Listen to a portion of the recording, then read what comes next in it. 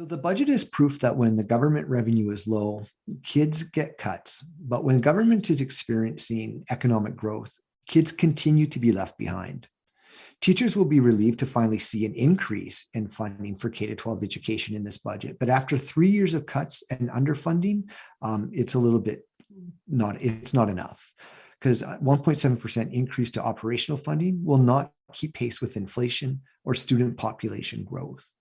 School boards will still have difficult program and service choices to make, and students will either see increases to class size or program cuts. We'll still need to see the funding manual in order to know how boards will be more specifically impacted.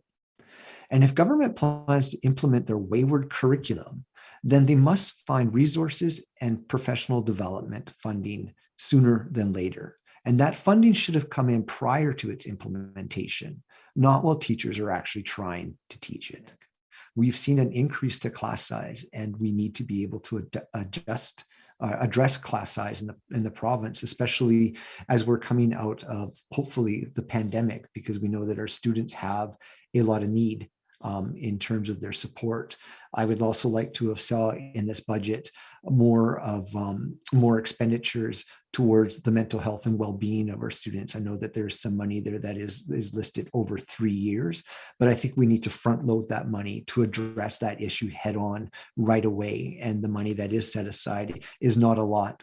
We know that students through our own surveys are experiencing a lot of mental health needs, and we need to address that so that they can also, become the best students that they can at school. So we need a little bit more money towards that mental health component, because we know that has been a big factor coming out of these last 2 years. We've seen a chronic underfunding of public education through the last 3 years with cuts and underfunding there.